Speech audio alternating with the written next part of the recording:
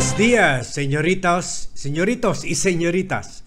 Puwera sa pambubuli sa atin, puwera sa pananakop sa Mischief Reef at iba pang reef dyan sa West Philippine Sea, tatlong reefs dyan na tinayuan na nila ng mga military fortress ang China.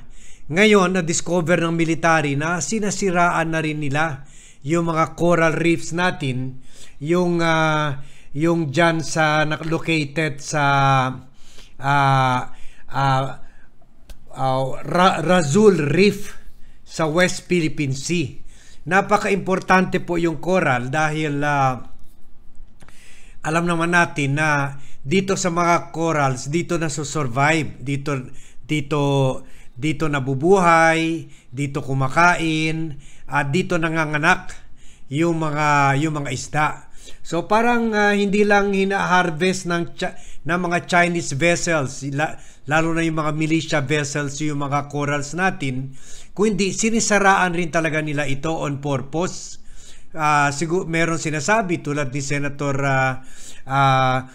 Tol Tolentino na prelude daw ito or siguro preparasyon para gumawa ng base o mag-reclaim na naman itong Rasul Reef at gawan ng another military base ang China. Pareho lang sa pinaplano nilang gawin yung another base dyan sa Ayungin Shoal, kung saan nandyan yung sirang barko natin na BRP Sierra Madre. So ipakita ko sa inyo yung video ngayon ng isang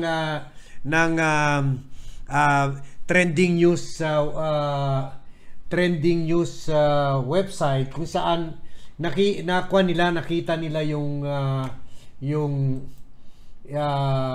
nakakuha sila ng video, viral press, kung saan nakakuha sila ng video yung actual pag-dive ng Coast Guard natin at pinakita nga na halos wala na tayong coral.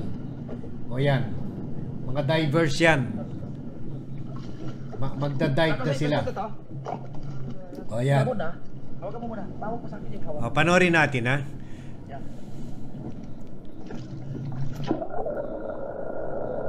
Kasi dapat yan, yung mga corals multicolored yan, meron red, meron yellow, di ba? Yung mga nakikita natin na kung nag-scuba dive kayo tulad ni Vlogcaster, explosion of colors yan. Pero dito kitang-kita blue na lang siya at sirang-sira na, wala nang buhay yung mga corals at syempre wala na rin isda. So dito maapektuhan talaga yung mga fishermen natin dyan sa area near kung saan sinisiraan nila yung mga corals. O yan o, wala na. Dapat multicolor yan. Dapat meron dyan nakatayo, meron dyan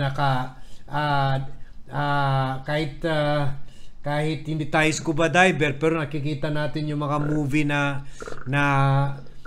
about sea life. O yan o, wala na. Patay na lahat. Either hinarvest nila yan or on purpose talaga nila sinira. Tingnan nyo ito, puti-puti na, wala na. Dapat explosion of color yan. Kung ano-anong kulay dapat buhay na buhay yan. Ang gandang tingnan. Tingnan nyo, kahit isda wala na eh. Normally kung mag-scuba dive ka, yung isda hindi naman lalayo sa iyo lahat. Yung akala nila kwan ka rin, pating ka o ano ba. So or isda ka rin. Ako nga nilalaro ko yung mga kwan eh, yung mga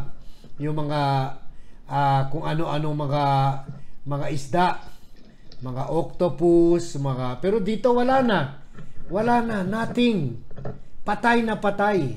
So yan ang ginagawa ng China ngayon, di ba? Alarming talaga, very alarming, and nakaka-discourage talaga. So this will really affect yung mga farmers natin dyan sa area and the whole country, kasi interconnected yung ecosystem natin. Pero what is far alarming than yung ginagawa ng China is that wala pa tayo narinig sa presidente natin na kinondena lang man ito na this is an environmentally dangerous situation, this is an environmental crisis.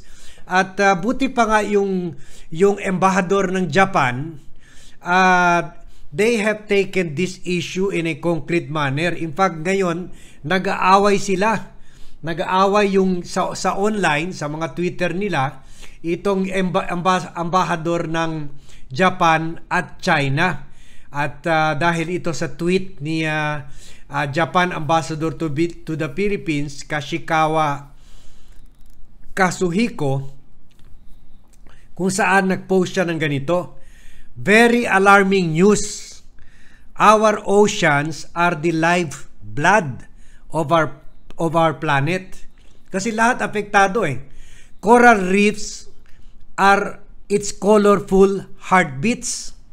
Let's preserve and protect these vital ecosystems for generations to come. Buti pa itong Chinese ambassador. Pero dito, sinagot naman siya ng China na disinformation daw ginagawa niya. Sabi rin ng tweet ng China, ng Chinese Embassy, people should be alarmed by the spreading of such disinformations. Oceans are indeed the lifeblood of our planet. So stop the release of contaminated nuclear water from Fukushima. Naglabas rin sila ng contaminated water sa nila sa isa sa mga yung Fukushima nuclear power plant, yung naka-problema a few years ago. Pero hindi naman talaga ito threat kasi malayo ito sa atin at marami mga scientists sinasabi safe na ito. But to me, the biggest crisis is bakit tameme yung presidente natin? It is already several days since na nalaman itong balita or na media itong mga or na discover ng mga Navy officials natin itong ginawa ng China, and yet tahimik yung presidente natin. Buti pa yung ambahador ng Japan may malasakit pa sa bayan.